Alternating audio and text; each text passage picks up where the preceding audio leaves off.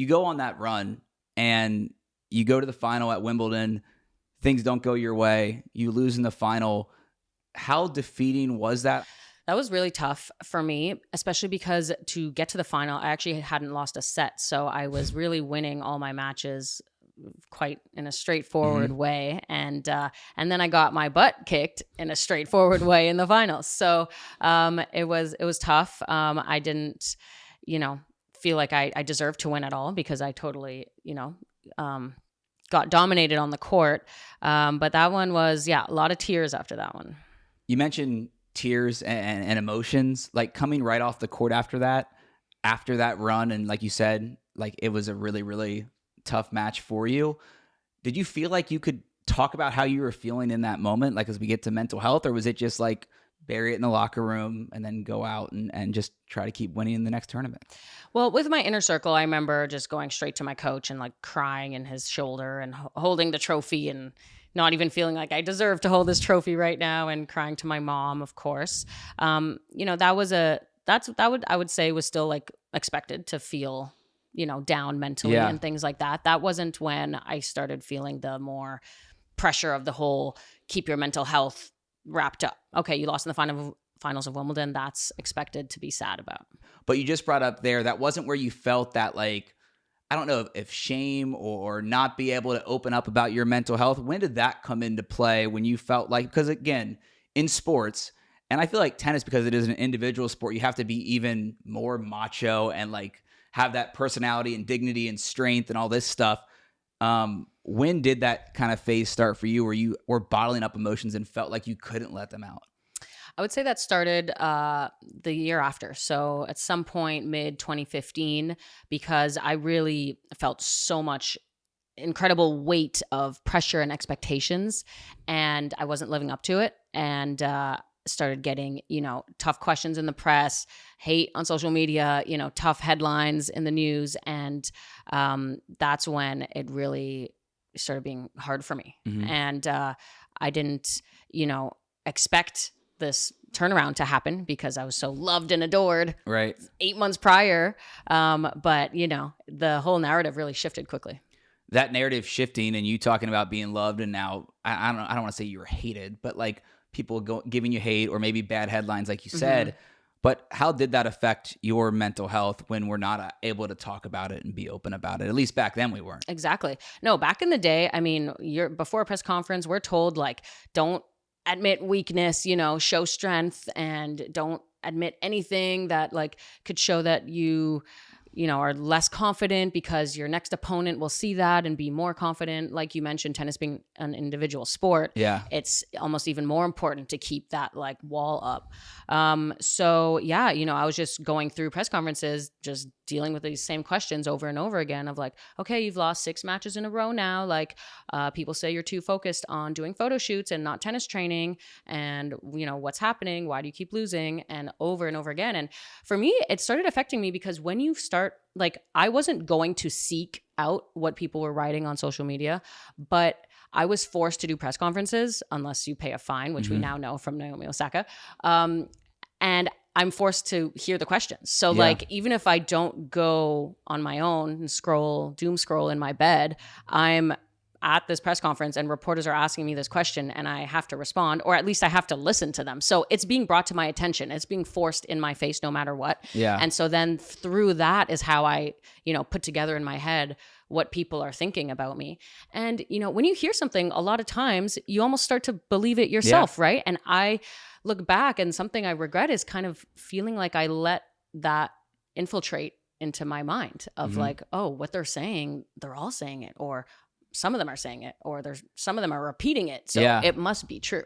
For you, when you step out of that press conference and you go to either get ready for a match the next day or go to the next tournament, maybe after a loss, like you mentioned, how do you not, like you mentioned taking that baggage with you a little bit, but how did it affect your personal life, your individual happiness? Again, you're supposed to have that, plain face that it doesn't affect you. But I know from personal experience, when you step away from that spotlight, like it completely changes and you have to live with those emotions that you have. Yeah. I would take losses really hard. So I would lose a match and want to just stay in my hotel room for like 24 hours or 48 hours and just feel like the worst person in the world. And looking back, I don't think that was right. You know, I should, okay, be sad for an hour, maybe a couple hours, maybe the rest of the day, fine. But like you wake up, the sun comes up, Yeah. we got to move on in life, you know? And so I would really let losses affect me.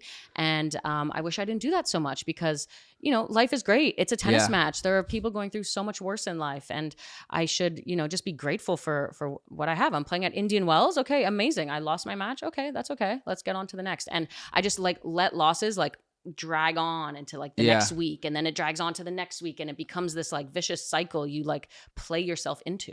When did you start opening up about like the feelings or those kind of experiences, letting those losses build up mentally for you? When did you start opening up to more than just mom or coach? Was there a turning point for you with that? I mean, the only other person would be a sports psychologist, which I started, you know, seeing, and publicly, not really. Like I never really opened up about it because back in the day, it was kind of a taboo subject. And so I'm so happy now for all the athletes nowadays, myself included, all of us included, normal people included, of course, that we can talk about this so openly because I was going through a really tough time and I couldn't talk about it or else I'd be labeled like weak or like failure. And now, you know, people talk about it and they're like, oh my God, she's so open and vulnerable and this is amazing. And it's like, why couldn't they be saying this about me when I was going through this 10 years ago, you know? So the times have totally changed. What made you first reach out to a sports psychologist or go to therapy? Was it those moments after that loss and you were experiencing the bad headlines and the tough questions, or was there something before then? Like when did you start going to therapy? Yeah, it's I would say a combination, you know, losing some matches and knowing that, okay, I'm still the same body. I still have the same physical capabilities. Maybe when I had tough matches, like mental matches, like losing tough ones in the third set, realizing, okay, like I want to maybe work on my mental brain. And like we talked about this before, I mean, we, you know, spend so much time training our muscles, but like we don't train this muscle, you know what I mean? And it's like, we all should do that. Everyone on this planet should do that. If you don't have your mental health, you have nothing. Like you can't perform physically. Sorry to interrupt, but it's like, just that's so true. Like if you don't take care of it up here, then like how are you expected to do anything else? Exactly. So really helping me like control my thoughts or letting, you know, the negative thoughts just pass through. Therefore helping me regulate my emotions because I would start thinking bad thought, then I would have a bad emotion and then I'd do a bad action. And it was just this trifecta. And so it's like kind of catching it right away, but it takes discipline and it takes work, just like how you have to work your bicep in the gym. You have to like be so aware that when you do have a bad thought, you're like catching it right away and you're, you know, doing all the tools that you get taught. And so I feel like that helped me. But, you know, really, I feel like I only really progressed at that and as I got a bit older. Even a couple of years after the tough 2015 year was still, you know, felt that burden on my shoulders. And I did better, you know, after that year still, but I still felt like I could have done even better. Yeah. And so, you know, still like grappling with that for a couple of years, I would say. Yeah. And you mentioned those next couple of years, and that's when, if I'm doing my math right, the injuries start to come too. And I mean, you talk about like being at the top of the game, being in the final at Wimbledon, then going through this time where mentally maybe you're not performing as well as you want to on the court and like it's affecting you a little bit, but then injuries happen. That's out of your control. That's something that like you hear so much with athletes affecting their mental health. How much did that play into kind of your struggle and this quiet, I don't know if you want to call it like depression, anxiety, but that you were battling these next couple years after Wimbledon? Yeah. I mean, look, I just felt so much pressure and expectations from the outside world. It's like, oh, you got to the finals of Slam. Well, then you should win one next year and you should win two the year after. Yeah. And it's like, unless you're Serena Williams or Roger Federer or Novak Djokovic or Rafa, like nothing's a guarantee, nothing's a given. And to even achieve anything like what I did is obviously great in the sport. But I got made fun of, or like I felt bad because like I got to 5 and then I went down to 50. And so like that was terrible. But if I had never gotten to 5 and I just did a slow, like work my way up to 50, that would be amazing. Right. So it's like, why am I being felt terrible because of something amazing I achieved? You know, that's like where I would like be confused. I'm like, wait, I achieved something amazing and now I feel terrible about it. When you get back to playing, how did you not like keep that baggage with you? Was it like the more therapy you went to? Was it having that perspective? Was it just, not saying you weren't growing up before, but like us growing up, like, was it just time that you've learned how to be a pro and how to be grateful as a person on your own too?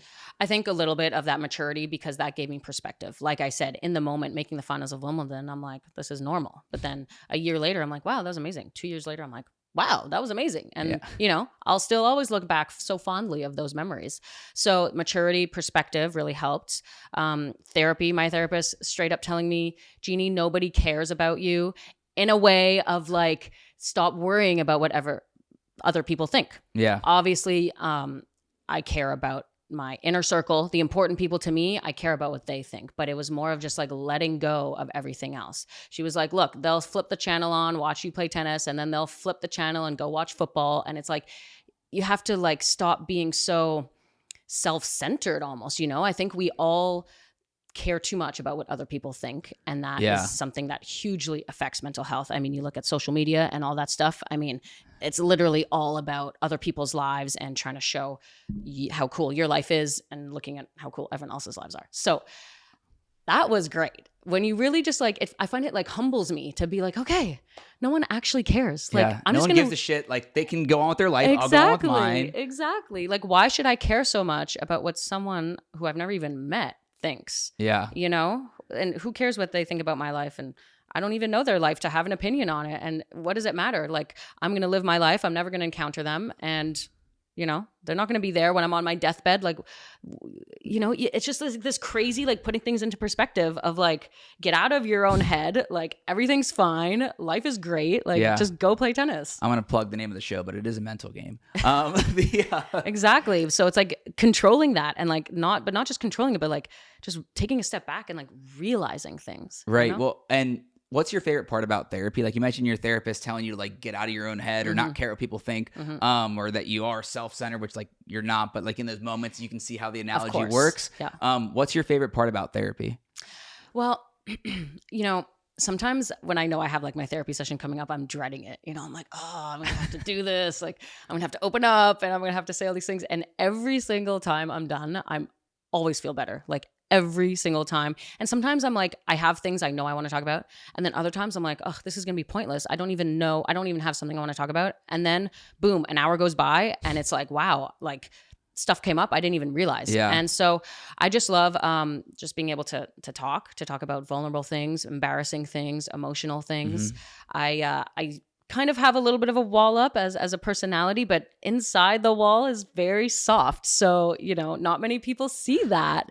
And, a therapist is someone who does. So it's nice to be able to get stuff off your chest like that. But the biggest thing is also just learning. I mean, these are people with professional experience and degrees and so much insight onto how human psychology works. And I love hearing their advice of like, when I need to be put in my place, I love being put in my place. Like, please put me in my place and tell me that like my thoughts are just spiraling.